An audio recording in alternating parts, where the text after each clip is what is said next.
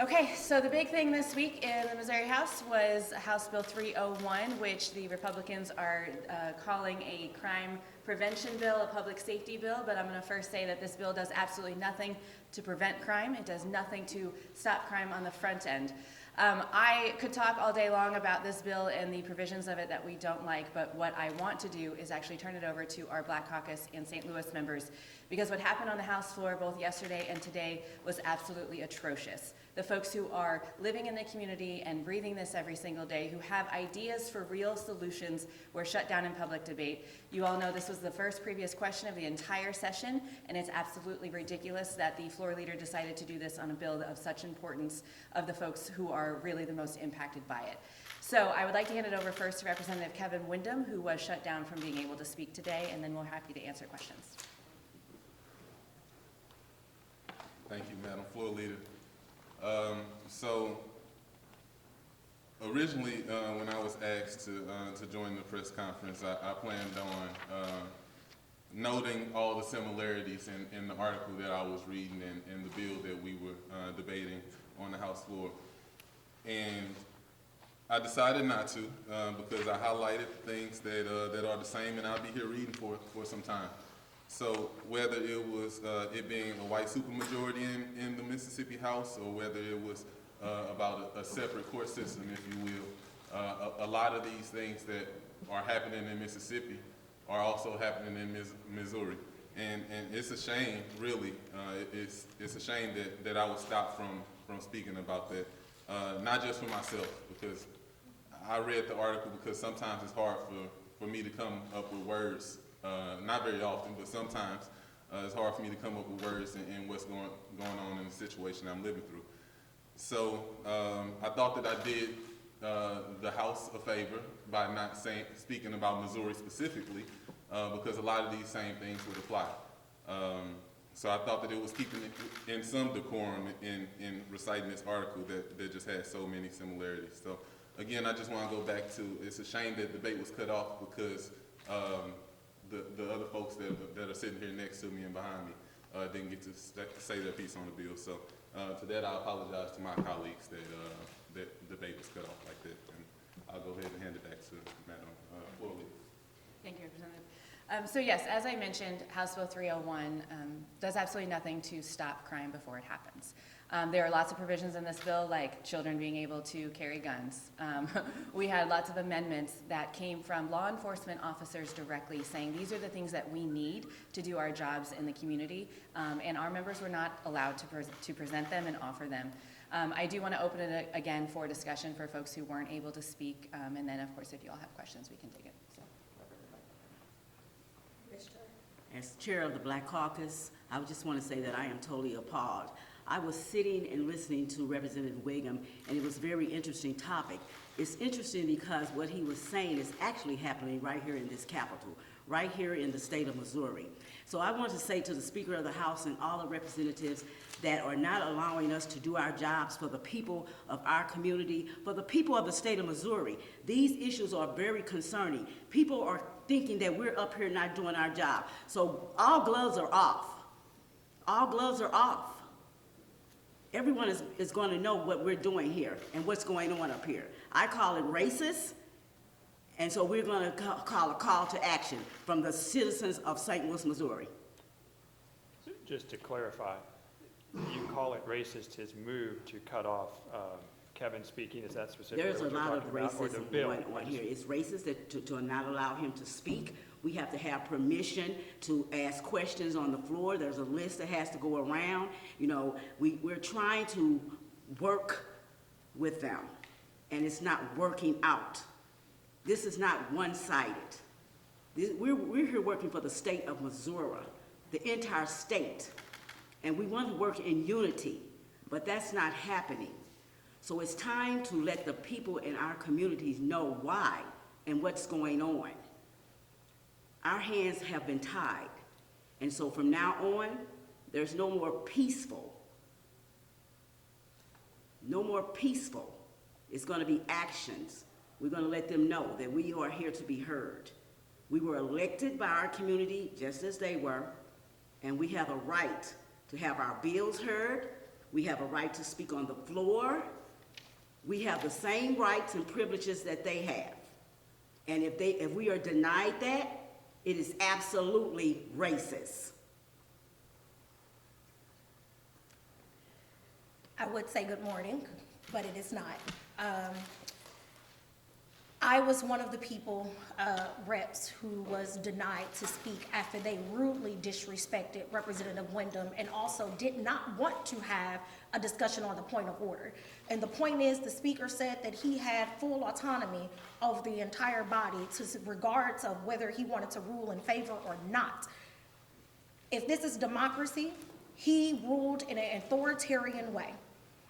We are the people of Missouri. I represent 37,000 people just like he does.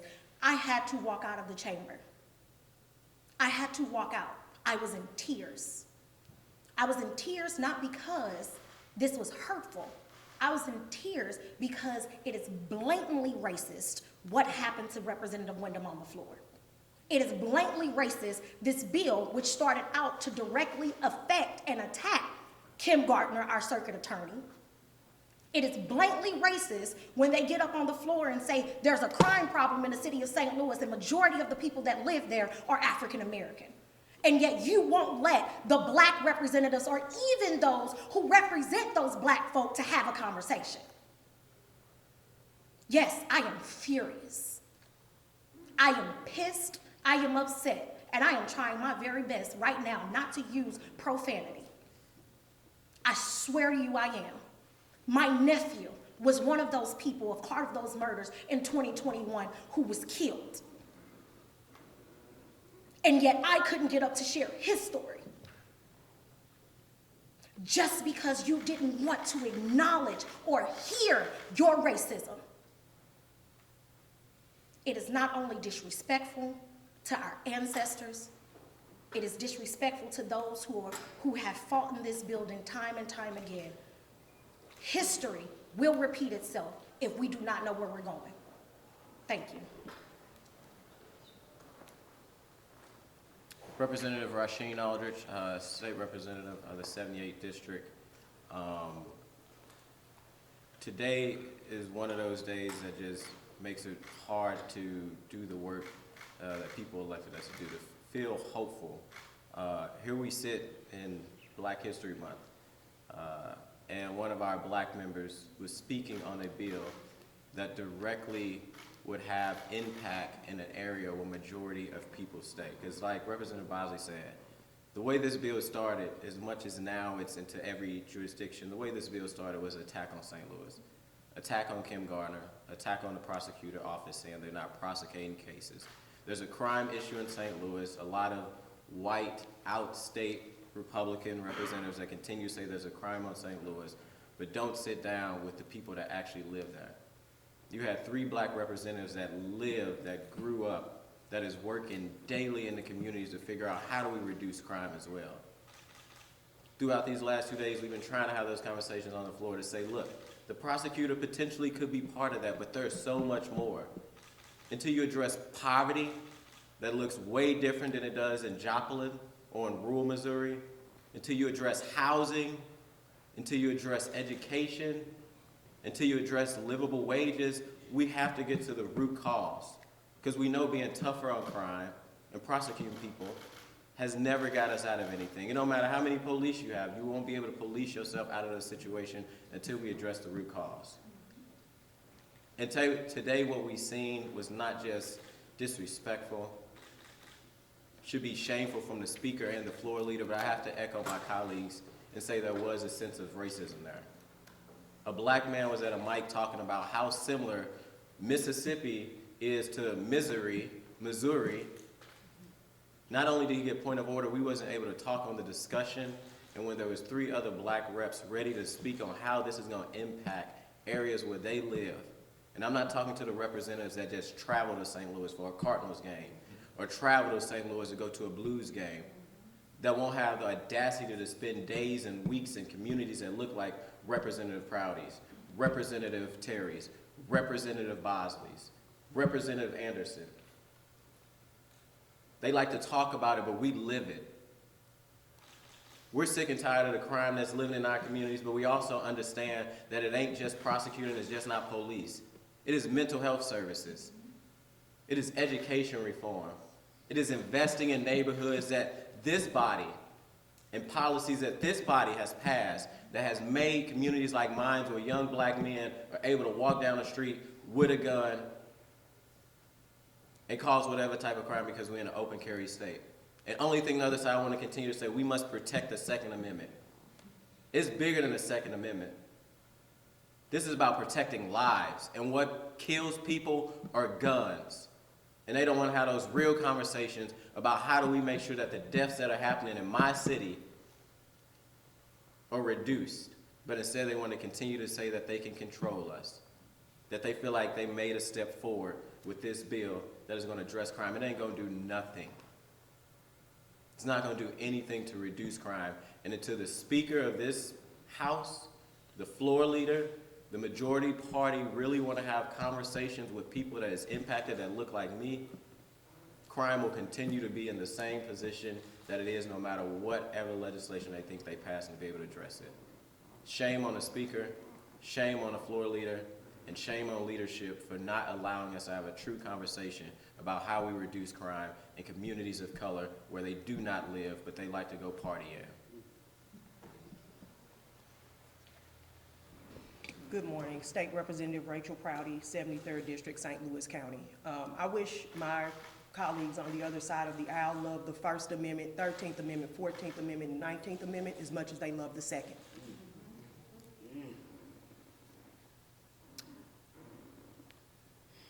We talk a lot about decorum and we're working together and wanting to call things bipartisan, but what happened today was absolutely repugnant. We know we're outnumbered. We knew how this vote was going to go, but at a minimum, allowing those of us who rarely see a committee hearing have the opportunity to speak our piece on behalf of the nearly 40,000 people we represent would have been the courteous thing to do. I can go on about how it was Black History Month and ancestors and everything else, but I want to talk about the simple constitutionality and working together and being colleagues in this building, that we all want our elections on the same days. All of us. All of us. I want to echo or go back to something Representative Aldridge said about how people make decisions about places that they don't live or don't visit, or only hear about from their favorite news source, where everything is negative, when it would be so simple for them to come to our office if they want to sojourn downstairs a couple floors, to talk to us like they do when they're whipping votes when they want us to correct their grammar, or when they come to us on the side gallery and start their sentences with, "I don't mean to be racist or offend you," or "I want this to be a safe space." How many safe spaces have we given when we don't even allow individuals on the House floor to say their piece? Heaven help some of them if some of these conversations ever became public. Decorum is on the floor. Some of the things that we talk about regarding to race when we're on those side galleries, or in our offices, or at these bars, aren't. The amount of people who come to us, especially those us black representatives, after one of these votes happen to tell us how sorry they are, how they had to vote this way, when you can't speak for how the people who sent you here want you to vote because you're scared of leadership, that makes leadership a tyrant. I also want to address someone I hope that hears this that shall remain nameless. There's no deal, there's no agreement worth your dignity. You don't sell out your community for a bill hearing. And what I told my fellow colleagues on the side gallery is no one remembers who authored the 13th Amendment, at least not off the top of their head, without Googling it. Nobody on the flip can tell me who wrote the 13th Amendment to the United States Constitution, but hot damn are we glad they did it. Having your name called and getting pats on the head is no one's going to remember that you're the one that passed high five day or sandwich eating day or whatever, bone they throw us for us to have a bill passed that has no meaningful impact on these communities. Nobody's going to remember that you wrote that. They are going to feel the impact of these types of bills that you agreed to with your head down. If you can't hold your head up high and push that button, then take a walk. But what you will not do and should not do is sell out someone's community, especially when you don't live there. How dare you? It is more to St. Louis than Cardinals games. It is people.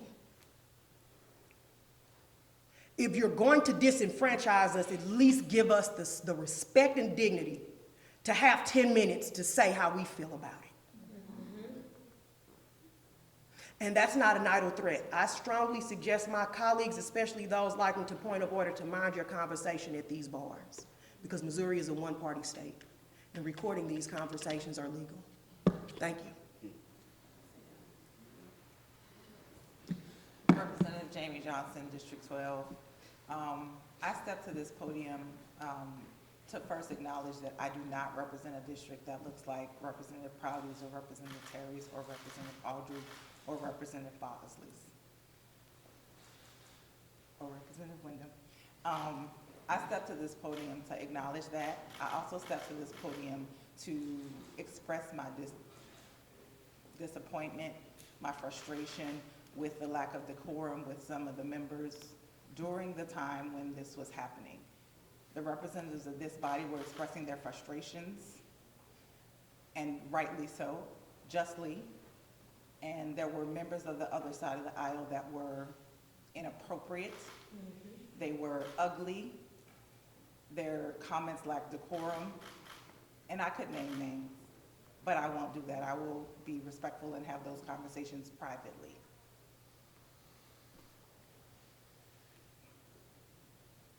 Thank you. I want to thank you all for giving us space to have a discussion that the floor leader and the speaker did not allow to have happen, which was extremely important to this discussion. I'm happy to answer questions about the bill itself or to dive into anything else that happened this week. I asked the speaker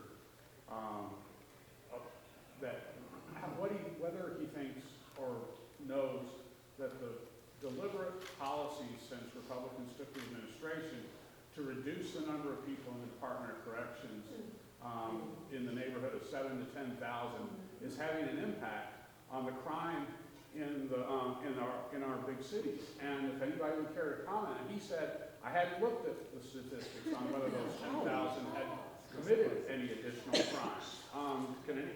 Does anybody have any insights into that question? My first response to that, and then I'll hand it over, is that answer that the speaker gave is the exact problem that we're talking about here today. Too many times in this building, they say, I haven't read that policy. I don't know the numbers. I don't know the statistics. But guess what? These folks behind me do, because they live there. And they weren't given an opportunity to talk. And I can tell you, as the counterpart on the other side, I am so tired of hearing from them every single time saying, we don't know, we haven't read it yet. Then why are you passing laws that impact people's lives when you don't have a clue what you're doing? I will let Representative Prouty actually respond to the question at hand. Sure, can you all hear me?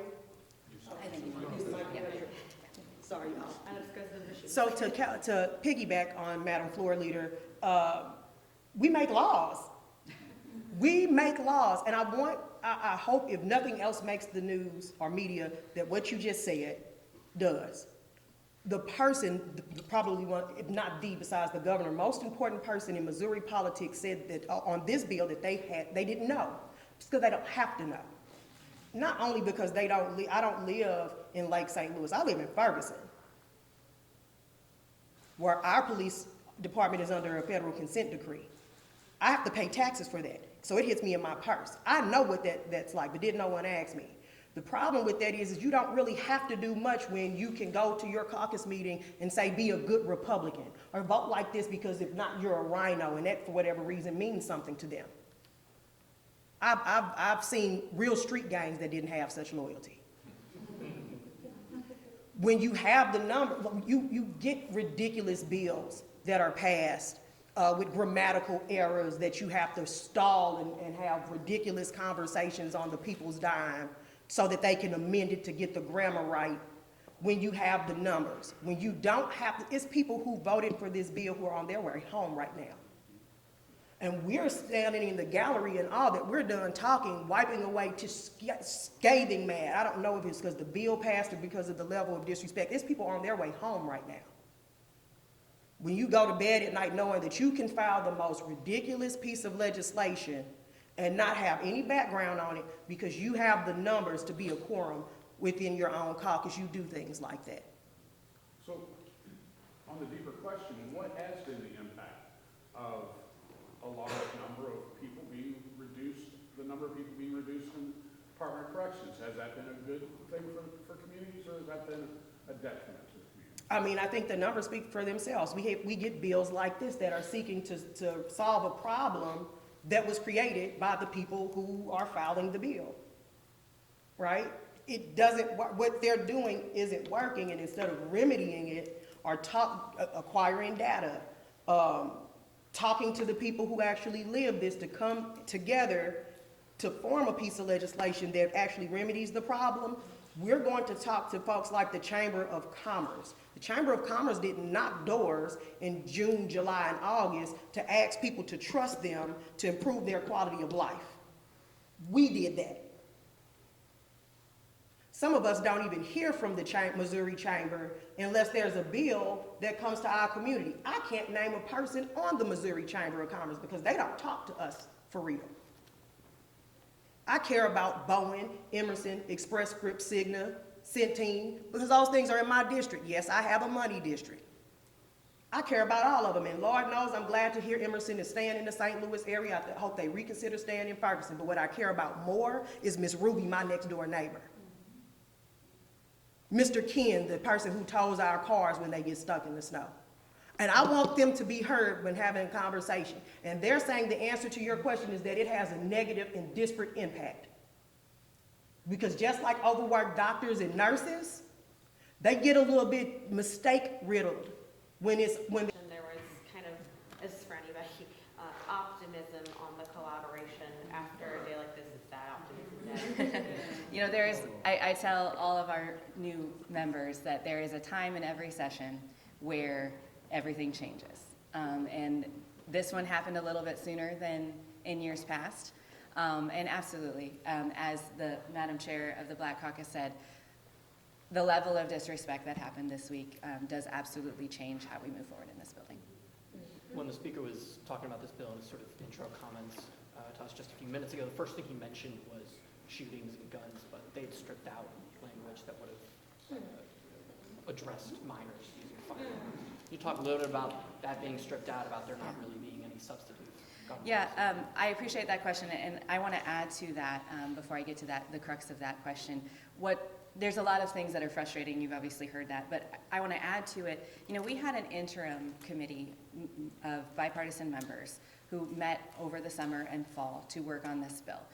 Representative Roberts, the bill sponsor, led that committee. There were a ton of bipartisan ideas in there, and the group worked really, really hard.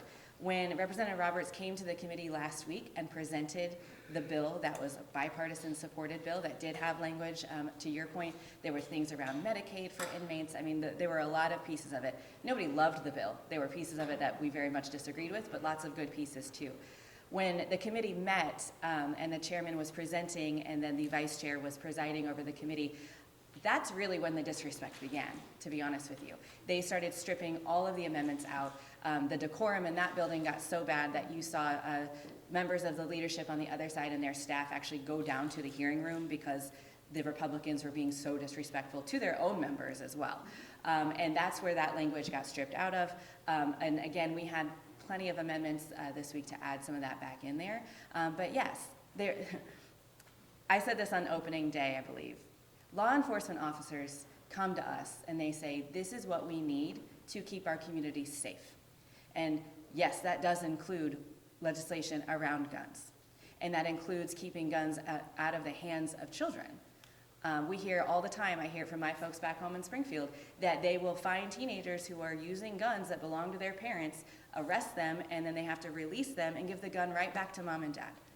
That is like the legislation in our state, the laws in our state are preventing law enforcement officers from actually doing their jobs, and they are pleading with us to do something about it. Representative Behringer was the one who was carrying that language, I believe, and that was part of the original agreed upon bill, and it is super frustrating that now here we are with the bill being passed out of the House where it does nothing to prevent that crime. So three Republicans actually signed on to that recommendation in the working group. Okay. I mean, it was 3 Democrats, 3 Republicans, and so I'm wondering if you have any guesses on what changed in the interim. What guesses I have to what changed? You know, a few of my members have already said this, and we see it every day in this building. When leadership says jump, they say how high. I am not a leader who ever tells my folks how to vote. I sometimes ask them, you know, and I'll give reasons, but there's not a single person behind me that I have said to them, I want you, you have to vote this way, or there will be repercussions, because that's not leadership. But what I will tell you is the other side of the aisle does not operate that way, and my guess, to answer your question, is that they were told no by the Republican leadership.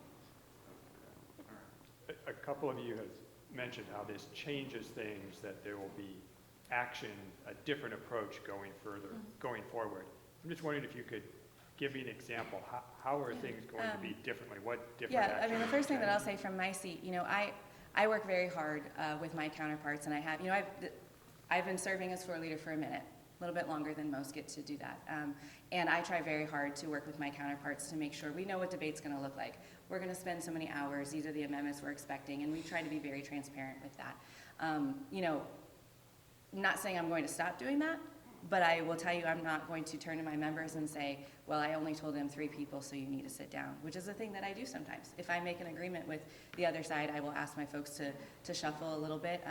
You know, if they're gonna play games and use strategy and not tell us about it, like laying a bill over before any of our amendments get filed like they did yesterday, then I'm going to strategize as well. And not always share what that strategy looks like. You know, it was asked earlier that I have been very vocal about the leadership on the other side and the relationships that we all have with them. Going into this session, I was very hopeful that we would be able to operate a little bit differently.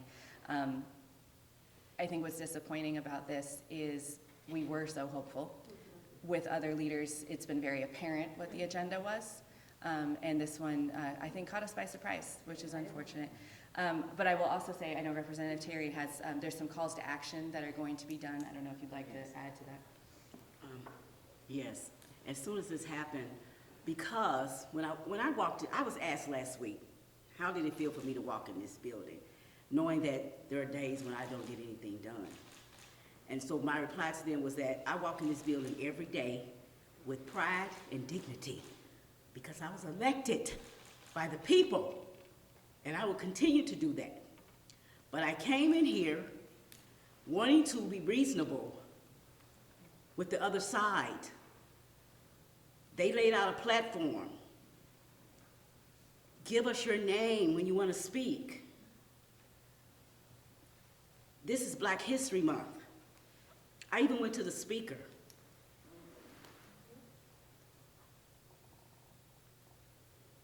I wanted to honor the Black Caucus men. And I was told, no. How do you tell me that I can't honor the men of the Black Caucus? Because they're not deceased. But it's an honor for them to stand here because they don't have the same rights as others. I apologize for being emotional. I said all gloves off because I made a phone call to my people in my community, people that sent us here to do the work. All gloves are off. We will stand on the floor. We will shout out. Everybody behind me have bills that are decent for their community. It's gonna help children, our schools. They're taking us backwards. We're going backwards. And I'm tired of it. So it's time for the community to come into the Capitol to see our work and how we're being treated. It's time for them to know from us. I've called out to the NAACP, the activists in the city and county of St. Louis, Missouri, our educators, our children, mothers and fathers who care, who sent us here. We need you. We need them. We're tired. We're sick and tired of being sick and tired. Sick and tired. I'm proud to represent my people. And I'm going to do it proudly. I'm going to be their voice, and it's going to be loud from here on out. Gloves off. Can I get your thoughts on the Missouri Senate giving initial approval to a K-12 bill that has to do with the educational rights of parents, but it also scaled back provisions about critical race theory, so it no longer bans critical race theory and some of those. Thank you for that. It still restricts what can be discussed. Controversial conversation? How controversial is it for a member of the House of Representatives on the Republican side to stand on Twitter with a high-powered rifle? You think I didn't get calls about that? It's okay for a child to see that? It's okay for a 12-year-old to carry a gun? It's okay for an African-American man to be shot down because he dropped that gun and no questions was asked, but it's his right to have it? Make that make sense. That doesn't make sense to me. It's okay to have a gun at the age of 12. You can't drink at 21. You can't buy cigarettes, but a 12-year-old can carry a gun. A parent can question an educator who is highly qualified to teach. They have to question their program for the day. That's ludicrous. It's asinine. It's crazy. It's racist. And we're not standing for it anymore. Additional questions? Again, I want to thank you guys for giving us a platform that we did not have in the chamber for the past 2 days. It means a whole lot to us.